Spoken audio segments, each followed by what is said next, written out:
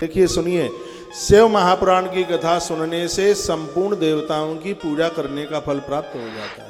एक वर्णन किया गया है कि बेलपत्र और वटवृक्ष की परिक्रमा करने से ब्रह्म हत्या जैसे महापाप दूर हो जाते हैं। वरगद की परिक्रमा करने से पति की उम्र बढ़ती है, इसमें बिल्कुल संशय वाली बात नहीं है। पीपल की परिक्रमा करने से घोर गरीबी समाप्त हो जाती है, इसमें बिल्कुल भी सोचने वाली बात नहीं है। मैं श्लोक बोल रहा हूं, इसमें लिखा है ताम रुद्र संगीताम यस्तु संबठेद वट बिल्वयो। वरगद के वृक्ष के नीचे या बेल वृक्ष के नीचे बैठ करके शिव महापुराण का एक पन्ना भी आप पढ़ करके आ जाते हैं तो किसी पूर्वज की अपने परिवार में के किसी पुरखे की मृत्यु हुई और ब्रह्म हत्या जैसे पाप यदि उससे हो गया हो तो बट और बेल वृक्ष के नीचे शिव महापुराण का पाठ करने से इतना बड़ा अपराध है वो समाप्त हो जाता है। इतनी बड़ी महिमा शिव महापुराण की। ताम रुद्र संगीताम यस्तु संपठेद वट बिल्वयो प्रदक्षिणाम प्रकुर्वाणो ब्रह्म हत्या निवर्तते। यदि आपके आसपास कहीं बरगद का पेड़ है, आप मंदिरों में जाते हैं पूजा करने के लिए, तो ज्यादा नहीं तो कम से कम एक एक परिक्रमा करके जरूर आइए। पीपल की परिक्रमा 7 लगती हैं।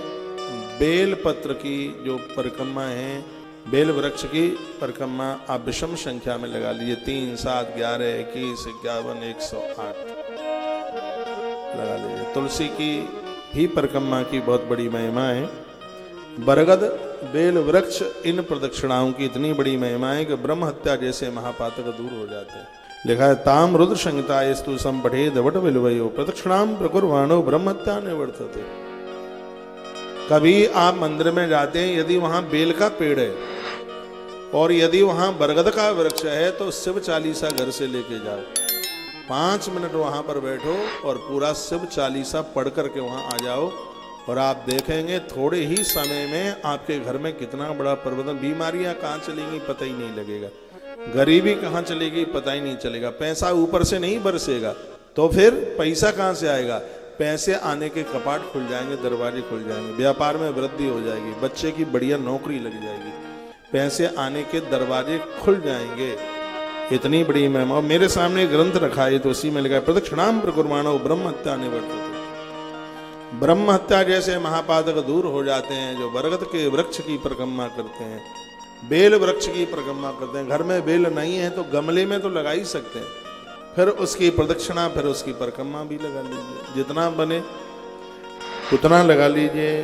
तो इतनी बड़ी महिमा है। सेवेनो प्रश्न सिंधु मंदनोत्पादितम मुदा कुमार अर्पिता तम वै सुधाम पिता अमरोपवे।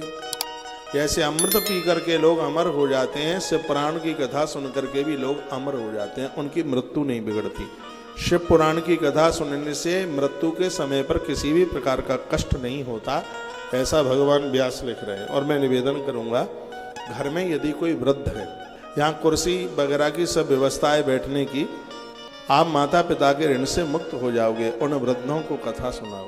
क्यों, टीवी पर तो 1 बजे कथा बंद हो जाती है, वैसे कल से कथा 4 बजे तक चलेगी, टीवी पर भी 4 बजे तक चलेगी, लेकिन ये बाहर के लोगों के लिए। आप यहाँ के जो स्थानीय लोग हैं वो परिसर में ही बैठ करके कथा सुने। टीवी पर वैष्णो माता की आरती सुनना और दरबार में पहुंचना, दोनों में अंतर तो है ही। कैलेंडर में भगवान की तस्वीर देखना और मंदिर तक पहुंचना, तो दोनों में अंतर तो है ही। टेलीविजन पर तो व्यवस्था इसलिए की गई है, जो लोग नहीं पहुंच सकते हैं तो अपने घर में बैठ करके वो कथा सुन लें, लेकिन जो स्थानीय लोग हैं वो तो परिसर में ही पहुंच करके कथा सुनिए।